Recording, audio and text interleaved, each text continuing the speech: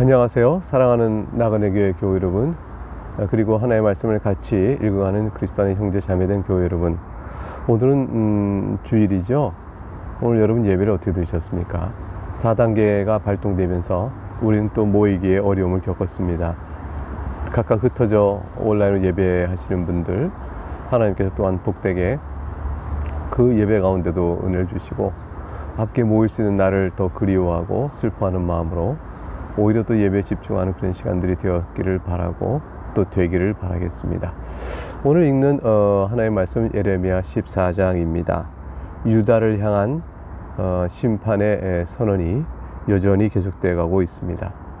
이번에 선포되는 심판은 가뭄으로 시작됩니다.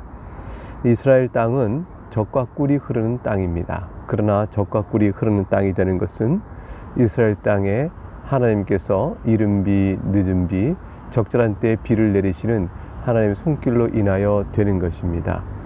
그러므로 하나님의 은혜가 거두어진 것을 가뭄은 뜻하죠. 가뭄은 하나님께서 그때그때 돌보시고 비를 내리시는 은혜를 거두셨다 하는 사실을 보여줍니다. 그 자체가 심판이요 또 재앙에 대한 징계인 것이죠. 이것은 하나님께 물이 있어야 되고 감으로서는 생존할 수 없는 인생들이 하나님께 회개하고 돌아와 은혜를 구하는 일이 있도록 하시기 위한 하나님의 손길이었습니다. 자, 내용 한번 살펴보겠습니다. 1절, 가뭄에 대하여 에레미야에게 임한 여호와의 말씀이라. 2절, 유다가 슬퍼하며 성문의 무리가 피곤하여 땅 위에 애통하니 예루살렘의 부르짖음이 위로 오르도다. 성문의 무리가 피곤하고 애통합니다. 예루살렘의 부르짖음이 하늘에까지 쫙 닿습니다. 이 일이 왜 어떤 일인가? 3절에 보니까 귀인들, 지체가 높은 사회 지도자들이 자기의 사원들을 불러서 종을 보내서 물을 얻으러 오라고 합니다. 우물에 갔지요. 갔더니 물을 얻을 수 있습니까? 가물어 우물의 물이 다 말라버려서 빈것이 돌아갈 수밖에 없습니다.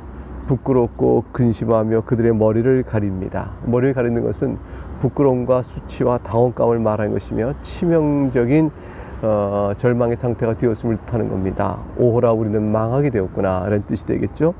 땅에 4절에 비가 없어 지면이 갈라지니 그러니 밭 가는 자가 부끄러워 그의 머리를 가린도다. 밭을 갈아서 또 갈라서 또 어떻게 돼요? 비가 내려야 되지 않겠어요? 그런데 퍼석퍼석한 마른 흙이 되어버렸으면 밭 가는 자의 농부의 수고가 무슨 의미가 있겠습니까? 오라, 우리는 망하게 되었구나. 자기 머리를 가릴 뿐입니다. 사람들만 그런 것이 아닙니다. 짐승들도 그 가뭄의 고통에 죽음의 길로 나아갑니다. 5절 보니까 들의 암사슴은 새끼를 낳아도 풀이 없음으로 내버리며 들나귀들은 벗은 산 위에 서서 승려의 같이 헐떡이며 풀이 없음으로 눈이 흐려지는도다. 들의 암사슴이 새끼를 낳았잖아. 버려버립니다. 어쩔 수가 없는 거예요. 풀이 없고 먹여 살릴 수가 없고 점점 물이 없어 갈아요. 그들이 말라 죽어갑니다. 들나귀도 마찬가지입니다. 눈이 흐려진다 되어 있어요. 결국 생명이 점점 사라져가는 절박한 모습을 그리고 있는 거죠. 이런 상황에 심판이 있게 되어진 것을 예언하시고 선언하시자 예레미야가 눈물로 주님 앞에 중보 기도를 합니다. 유다의 범죄를 인정하고 하나님의 불쌍히 여기심을 도움을 간구하죠. 7절 봅니다. 여호와여, 우리의 죄악이 우리에게 대하여 증언할지라도 주는 주의 이름을 위하여 일하소서. 우리의 타락함이 많으니이다. 우리가 주께 범죄하였나이다. 하나님 앞에서 교회가 큰 심판을 받고 어려움을 당할 때 우리는 교회 속한 개개인이 나는 이런 형벌을 재앙을 받을 만한 죄가 없어, 저자들의 죄야, 또는 교회를 자신과 분리시켜 객관화시키면서 교회의 잘못일 뿐 나는 아니야, 이렇게 말할 수 있습니까? 우리가 교회와 우리가 하나이거든요. 그러므로 교회의 범죄가 나의 범죄인 줄 알고 주 앞에 우리의 죄악이 7절에 그렇게 말하잖아요. 우리에게 증언할지라도. 예레미야는 남유다의 모든 죄악을 자신과 동일하게 여깁니다. 그리고 그 앞에 고백합니다. 우리의 타락함이 많으니이다. 우리가 주께 범죄한나이다. 회개의 모습으로 기도하죠.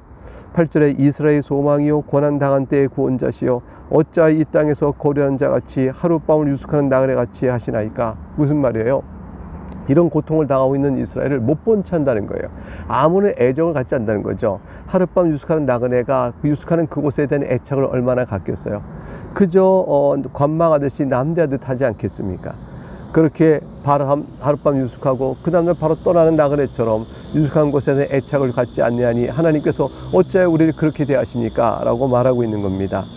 9절에 어찌하여 놀란 자 같으시며 구원하지 못하는 용사 같으시니까, 아니 일이 어찌된 일인가 하고 마치 모른 듯 하시며, 아니 또 비참한 상황이 너무 충격받아 어쩔 줄 몰라 하시는 자와 같습니까? 이런 것이죠.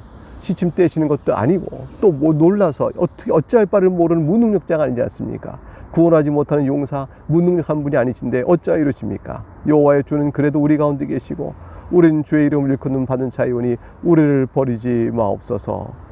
주님께서 우리 가운데 거하시 여전히 성전이 있잖아요. 그리고 우리를 가운데서 함께 있다고 말씀하셨사오니 우리를 버리지 마옵소서. 예레미야가 자신의 중보 기도를 남쪽 유다와 자신을 동일치하면서 회개를 다신하면서 주 앞에 엎드려 도우심을 구합니다. 예레미야의 이 기도는 교회가 타락했을 때 우리의 슬픔의 기도이죠. 우리가 바로 그렇게 기도해야겠죠. 10절과 12절에 하나님께서 반응은 어떠실까요? 단호히 거절하셨습니다. 심판의 집행 의지를 다시 알려주실 뿐이었습니다. 10절 볼까요?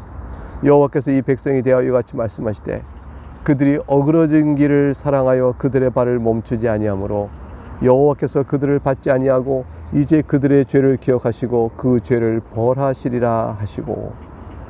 비록 예레미야가 유다의 죄를 중보하면서 회개하였지만, 그러나 예레미야가 중보한 유다 자체가 전혀 회개하지 않고 그들의 악을 향한 발걸음을 멈추지 않으며 어그러진 길, 우상 숭배의 길을 더 사랑하고, 그렇게 하니 하나님께서 예레미야의 중보 기도를 받지 않으신 겁니다. 여호와께서 그들을 받지 아니하고 이제 그들의 죄를 기억하시고 그 죄를 벌하라 하시고. 예수 그리스도께서 우리의 죄를 다 짊어지시고 중보하십니다. 그렇기 때문에 우리가 회개치 않고 그냥 우리가 죄 가운데 태만히 지내도 주님이 우리 죄를 대신 짊었으니까 우리는 괜찮아, 이렇게 말할 수가 없는 것입니다. 예수 그리스도께서 우리의 죄를 대신 짊어지시고 우리를 또한 형벌을 위하여, 우리의 속죄를 위하여, 형벌을 대신 받으시 속죄를 위하여 중보 기도하실 때 우리 또한 하나님 앞에 회개하고 나옴으로, 그러므로 그리스도의 중보의 기도의 효력이 우리에게 주어지는 것이죠. 우리의 회개가 얼마나 철저합니까? 사실 철저해봐야 얼마나 철저하겠어요. 우리가 하나님 앞에 회개하는 내용은 늘 부족합니다. 그리고 우리가 하나님 앞에 나가는 일이, 또 돌이키는 일이 늘 부족합니다. 그러나 그런 일이 있어야 우리가 주 예수 그리스도의 중보의 효력을 받는 일의 요건이 됩니다. 이것은 우리 회개 자체가 능력이 있어서가 아니고 하나님께서 그리스도를 믿고 죄사함 받는 자에게 요구하신 하나의 절차적인 것이죠. 너희가 믿고 주 앞에서 회개하라. 유다는 예레미야의 중보가 아무리 하여도 하나님 앞에 돌아와 돌이키는 회개의 모습을 보이지 않은 것이죠. 결국 중보 기도는 소용이 없었고 여호와께서 그들을 벌하리라고 하셨습니다. 그들을 받지 아니하고 이제 그들의 죄를 기억하시고 그 죄를 벌하리라고 하시고, 11절에 또 내게 이르시되 너는 이 백성을 위하여 복을 구하지도 말라 하셨어요. 12절에 그들이 금식할지라도 내가 부르짖음을 듣지 아니할 것이고 번제와 소제를 들을지라도 내가 그것을 받지 않을 뿐 아니라 칼과 기임과 전염병으로 내가 그들을 멸하리라. 왜 그러셨을까요? 금식하면 부르짖는데 왜 안 들으실까요? 이것이 종교적 행위로 하기 때문에 그래요. 번제와 소제를 드림으로 종교적 행위라는 거죠. 유다는 하나님께서 재앙을 내리실 때 이 재앙을 면하고자 그들이 무엇을 해야 될까 생각했죠. 우리가 제사를 더 드리세. 하나님께 뭔가 더 드려 우리가 부족한 것이 없도록. 자, 이렇게 모이세. 하나님이여 이 번제를 받으셔서 이 좋은 암소와 송아지를 드리니 번제를 받으소서, 소제를 받으소서. 우리가 금식하면 주께 매달립니다. 이런 종교적 외적 행위의 열심으로 하나님께 호소하여 재앙을 면코자 한 것이죠. 이건 이방 종교적인 열심이에요.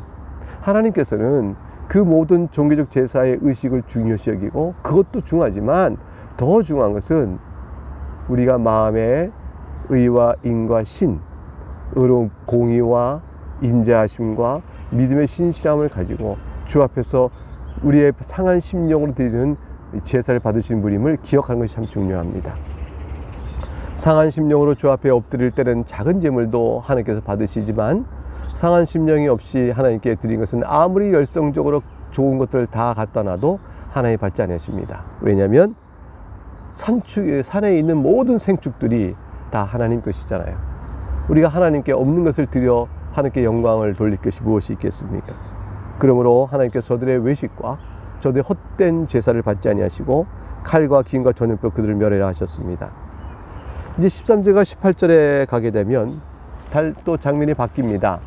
이제 남쪽 유다에 하나님의 이름을 빙자하여 예언한 선지자들이 있습니다.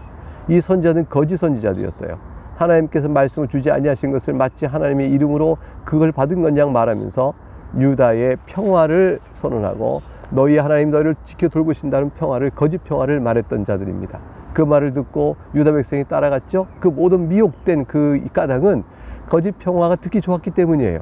그들 마음, 신앙, 양심상 하나님의 말씀이 또 악하다 말한 모든 것들을 돌이키지 않고 이래도 하나님께 돌보셔? 괜찮네. 거짓 평화의 마음을 다 빼앗고 하나님께 악을 그 안에서 오히려 행한 것이죠. 하나님께서 그 모든 것들에 대해서 심판을 선언합니다. 예레미야의 중보가 있었으나 소용이 없습니다. 13절 볼까요? 이에 내가 말하되 슬프도소이다. 주 여호와여 보시옵소서. 선지자들이 그들에게 이르기를 너희가 칼을 보지 아니하겠고 기근은 너에게 이르지 아니할 것이라. 내가 이곳에서 너에게 확실한 평강을 주리라 하나이다. 거짓 선지자들이 확실한 평강, 영원한 평강, 지속적 평강을 약속하고 있습니다. 14절에 여호와께서 말씀하시죠. 여호와께서 내게 이르시되 선지자들이 내 이름으로 거짓 예언한다. 이 거짓 예언입니다. 나는 그들을 보내지 아니하였다 하십니다. 그들에게 명령하지 아니하였다. 내가 저들에게 어떤 말도 잃은 것이 없도다. 그들의 거짓 계시와 점술과 헛된 것과 자기 마음의 거짓 너에게 예언하는도다. 이런 거짓말이 만연할 때 참 선지자가 그것은 아니요, 또는 백성들도 하나님의 말씀을 비춰보니까 말씀이 맞지 않지 않느냐, 그건 아니다, 이렇게 말할 수 있어야 되는 것이죠. 여러분, 교회 안에서 거짓 진리가 진리인 양 외쳐지고 있을 때 사람들이 듣기 좋다 할지라도 여러분은 과연 그것이 하나님의 뜻에 합당한가를 살펴봐야 합니다. 여러분 손에는 성경의 말씀이 있습니다.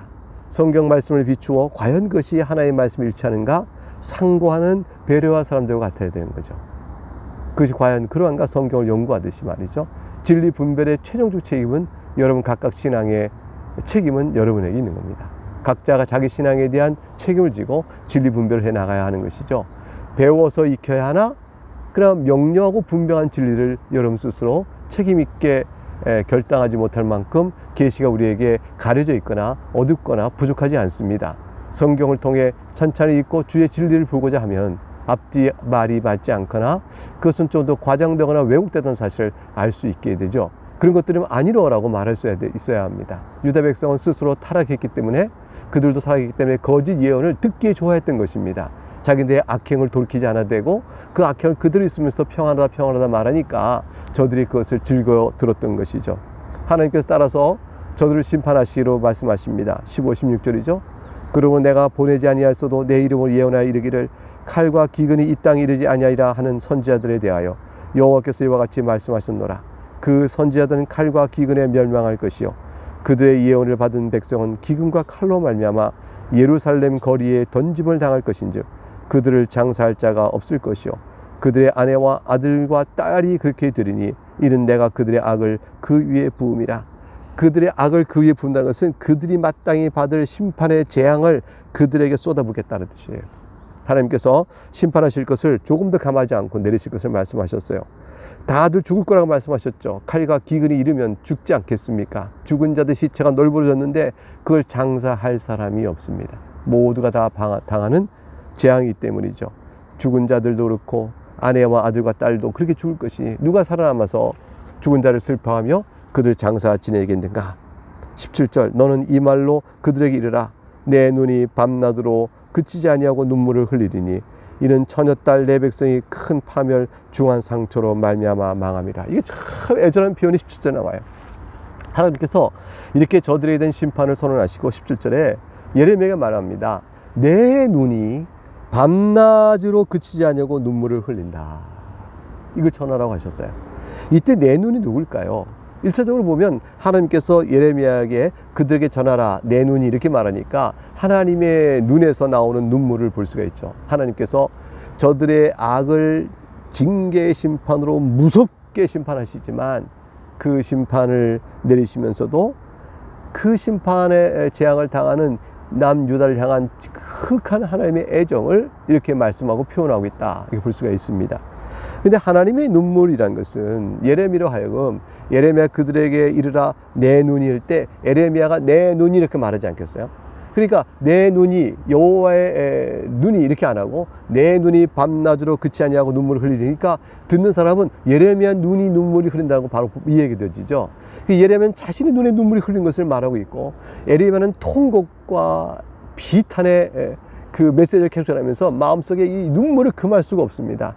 이것을 내가 너에게 전한다고 그렇게 계속 말을 해요.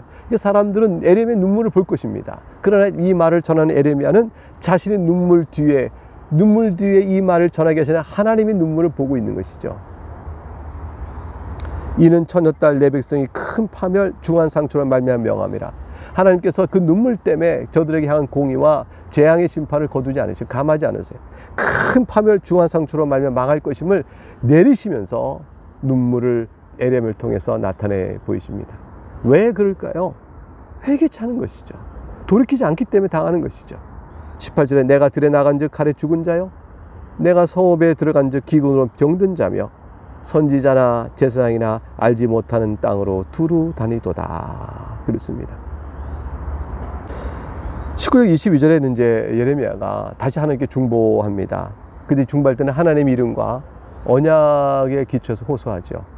사실 이것은 마지막 호소의 근거와 마찬가지예요. 우리가 하나님의 이름과 언약에 대해 호소할 때는 사실 우리가 호소할 수 있는 마지막 근거가 아닐까요? 19절 주께서 유다를 온전히 버리시나이까. 하나님 온전히 버리신 건 아니지 않습니까? 주의 심령이 시온을 싫어하시니까. 하나님 시온을 싫어하신 것은 아니시죠? 어째 우리를 치시고 치료하지 아니하시나이까. 하나님 우리를 치셨으나 우리를 치료해 주실 거 아니시겠습니까? 이런 것이죠. 버리시나이까, 싫어하시니까, 우리를 치료하지 아니하시나이까. 이것은 다 수사법적 의문이에요. 사실은 하나님 우리를 온전히 버리지 아니하실 것이며 하나님은 시온을 싫어하지 아니하실 것이며 우리를 치시나 치료하지 아니하시는 분이 아니시지 않습니까? 라는 사실을 마음에 담고 하는 말이죠. 그런데 우리는 그런 하나님인 줄 알고 있는데 하나님 우리는 평강을 바라지만 좋은 것이 없습니다. 이 평강을 바란다는 것은 사실은 이미 거짓된 예언을 듣고 평강을 바랬던 자들의 모습일 수 있어요.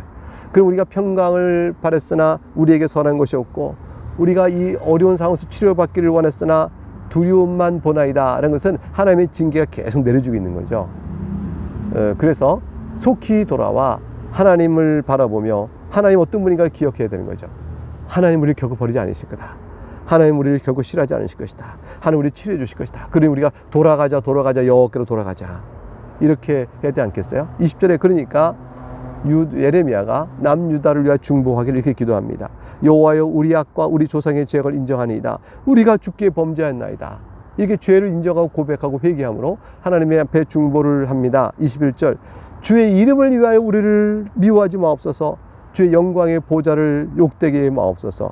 주께서 우리와 세우신 언약을 기억하시고 패하지 마옵소서. 지금 몇 번에 걸쳐 반복되죠? 주의 이름을 위하여 우리를 미워하지 마십시오. 주의 이름을 위하여. 주의 영광의 보좌를 욕되게 하죠. 주의 영광의 보좌. 그리고 주께서 우리와 세우신 언약을 기억하시고 패하지 마옵소서. 주의 이름, 주의 영광의 보좌, 주의 언약, 이 세 가지를 놓고 예레미야가 간구합니다. 이 일은 실제로 이방인이 예루살렘까지 침범하여 다 무너뜨리면 성전도 회파하지 않겠어요? 그러면 성전을 통해 임재하시고 자기 백성을 돌보시겠다는 하나님의 언약은 다 깨지고 그렇게 약속했던 하나님의 영광이 회파되고 그렇게 될 것을 보고 예레미야가 눈물로 호소하는 것이 할 수 있습니다. 사랑하는 여러분, 사실 하나님은 우리의 불순종 때문에 영광이 훼손되지 않습니다.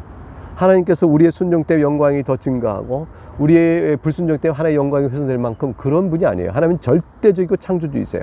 우리가 어찌된 건지 하나님의 영광은 영광대로 빛날고 견고합니다. 영원토록 하나님은 영광스러우신 분이죠. 만물을 지으신 분이시니까.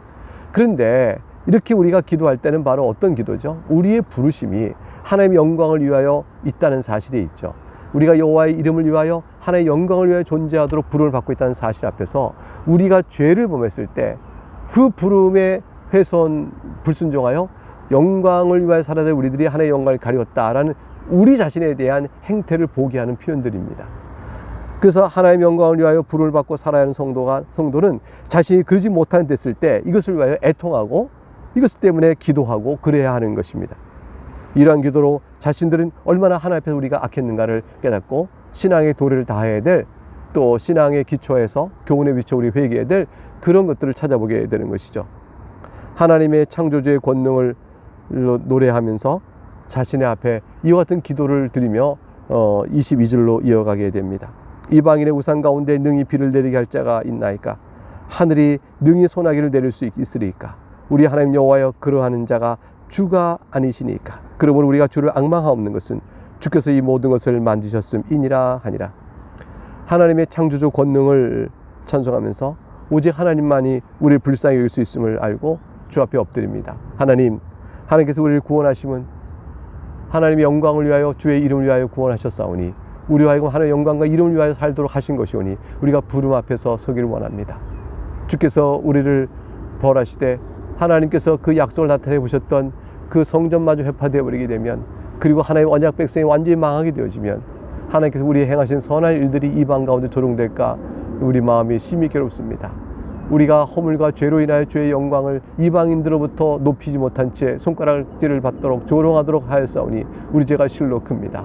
하오나 주님, 우리의 구원을 베푸소서. 우리 자신의 구원보다 먼저 앞서 우리를 향하여 주께서 베푸신 그 영광과 권위와 그 언약을 높이 영광을 그걸 높이 찬송할 수 있도록 하기 위함입니다. 이방이 하나님을 조롱하지 않게 하옵소서. 오 하나님, 우리를 불쌍히 여겨 주옵소서. 이렇게 기도하는 것이죠. 그리고 이 모든 일을 주 앞에 엎드린 것은 주님만이 참신이온데, 주님만이 우상은 비도 못 내리고 소나기도 못 내리죠. 그런데 하나님은 그러실 분이니까 참된 하나님 아니십니까? 참된 하나님의 이름의 영광이 높여지길 바라는 마음으로 이 기도를 드립니다. 이렇게 기도가 이어져 갑니다. 그러나 이건 예레미야의 기도였고, 예레미야처럼 유다가 돌아왔으면 살았을 거예요. 예레미야의 기도는 그러할진데 유다는 그러하지 않았습니다. 결국은 예레미야의 비통의 마음으로 회개치 않는 자기 동족이요 유다를 바라보면서 비탄에 젖은 마음으로 눈물을 흘리고 결국 저들의 멸망을 지켜봐야 했던 것이죠. 예레미야는 저들에게 말합니다. 하나님의 징계를 선히 받고 돌이키라. 그래 저들은 거짓 선지자의 말을 따라갑니다. 평강하다 말하며 회개치 않았습니다. 결국 멸망하게 되어진 것이죠. 큰 심판을 받았습니다.